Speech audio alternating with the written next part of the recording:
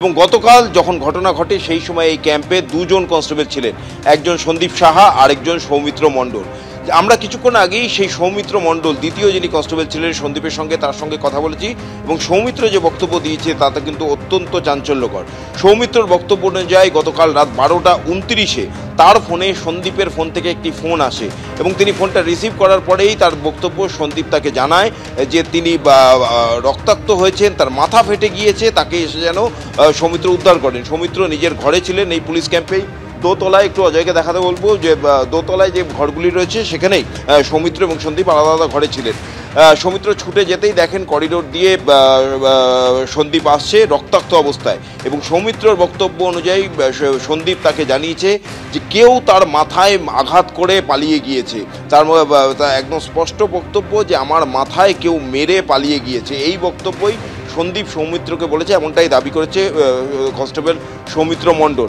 তারপরেই সৌমিত্র আরও একজন সিভিককে খবর দেন এবং খবর দেওয়ার পর সৌমিত্র এবং সেই সিভিক মিলে সন্দীপকে উদ্ধার করে হাসপাতালে নিয়ে যায় এবং তার পরবর্তী যে ঘটনা সেটা আমরা প্রত্যেকেই জানি। কিন্তু কারা এই ঘটনা ঘটালো? সৌমিত্রর বক্তব্য তিনি কাউকে দেখতে পারেননি, কিন্তু সন্দীপের অবস্থা এতটাই আশঙ্কাজনক ছিল এবং তার আঘাত এতটাই গুরুতর ছিল যে সন্দীপও সেই মুহূর্তে স্পষ্টভাবে কিছু বলতে পারেনি। শুধু একটাই কথা বলেছে, সৌমিত্রকে বারবার সেই কথা বলেছে, কেউ আমার মাথায় মেরে দিয়ে পালিয়ে গিয়েছে এবং এই কেউটা কারা সেই বিষয়ে কিন্তু বেশ কয়েকজনকে সন্দেহ করা হচ্ছে।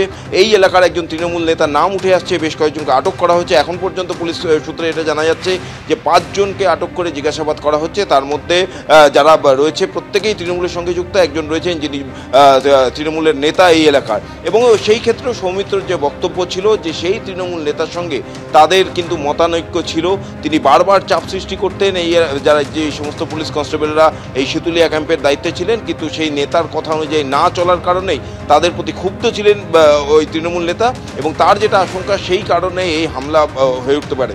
যদিও বসিরহাট পুলিশ জেলার তরফ থেকে এখনও স্পষ্টভাবে কোনো ইঙ্গিত দেওয়া হয়নি যে কে, কারা এবং কেন সন্দীপের ওপর হামলা চালালো। তবে এইটুকুনি সুব্রজিৎ, তোমাকে কিছুক্ষণ আগেও বলছিলাম যেভাবে হামলা চালানো হয়েছে তা দেখে পুলিশ মনে করছে যে একেবারে প্রাণে মেরে ফেলার জন্যই কিন্তু সন্দীপের একেবারে মেরে ফেলার জন্য হামলা চালানো হয়েছে বলে মনে করছে পুলিশ। কিন্তু কি উদ্দেশ্যে হামলা, কেনই বা এই প্রাণঘাতী হামলা চালানো হলো সেটা এখনো পর্যন্ত পুলিশের কাছে স্পষ্ট নয়। একেবারে পুলিশ প্রাথমিকভাবে মনে করছে যেভাবে মাথায় লোহার রড দিয়ে আঘাত করা হয়েছে প্রাণে মেরে ফেলার উদ্দেশ্য ছিল বলে প্রাথমিকভাবে মনে করছে পুলিশ। কিন্তু এখনো পর্যন্ত কারণ সম্পর্কে ধোঁয়াশা কাটেনি। কি কারণে? ব্যক্তিগতভাবে সন্দীপ সাহার সঙ্গে কি কোনো শত্রুতা ছিল নাকি অন্য কোনো কারণ ছিল যার জন্য এই রকমভাবে কার্যত প্রাণঘাতী হামলা চালানো হলো? আশঙ্কাজনক অবস্থায় এই মুহূর্তে চিকিৎসাধীন রয়েছেন কনস্টেবল সন্দীপ সাহা। কিন্তু কি কারণে হামলা চালানো হলো তা নিয়ে এখনো অন্ধকারে রয়েছে পুলিশ। সন্দেশখালী থানার এই যে সিতুলিয়া পুলিশ ক্যাম্প, সেখানে 3 জন কনস্টেবল ছিলেন এবং যে সময় হামলা চালানো হয় ক্যাম্পের ভেতরে ঢুকে পুলিশ কনস্টেবল সন্দীপ সাহার মাথায় রড দিয়ে আঘাত করা হয়। ঘটনার গুরুত্ব অনুধাবন করে স্বতঃপ্রণোদিত একেবারে সুমোটো মামলা রুজু করেছে পুলিশ। কিন্তু যেভাবে হামলা চালানো হয়েছে, প্রাণঘাতী হামলা চালানো হয়েছে, পুলিশ প্রাথমিকভাবে মনে করছে যে তাকে প্রাণে মেরে ফেলার উদ্দেশ্য ছিল হামলাকারীদের। যেভাবে হামলা চালানো হয়েছে ছিলাম পুলিশের প্রাথমিক অনুমান প্রাণে মেরে ফেলার উদ্দেশ্য ছিল সন্দীপ সাহার। এটুকু জানতে পারছিলাম যে সংকটজনক অবস্থায় এই মুহূর্তে চিকিৎসাধীন। কেমন রয়েছেন কনস্টেবল সন্দীপ সাহা? একদমই, যেটা হাসপাতাল সূত্রে জানা যাচ্ছে তার শারীরিক অবস্থা এখনো গুরুতর থাকলেও তার শারীরিক অবস্থা স্থিতিশীল। তাকে আইটিইউতে রাখা হয়েছে আর কিছুক্ষণ পরই তার ওটি হবে। ওটির প্রিপারেশন সম্পূর্ণ হয়েছে। তার স্কাল ইঞ্জুরি রয়েছে এবং স্কাল ইঞ্জুরির সঙ্গে সঙ্গে দেখা যাচ্ছে তার হেমাটোমা হয়েছে, রক্ত জমাট বেঁধে গিয়েছে এবং সেই রক্ত ড্রেন আউট করার জন্য এই অপারেশন করা জরুরি বলে চিকিৎসকরা মনে করছেন।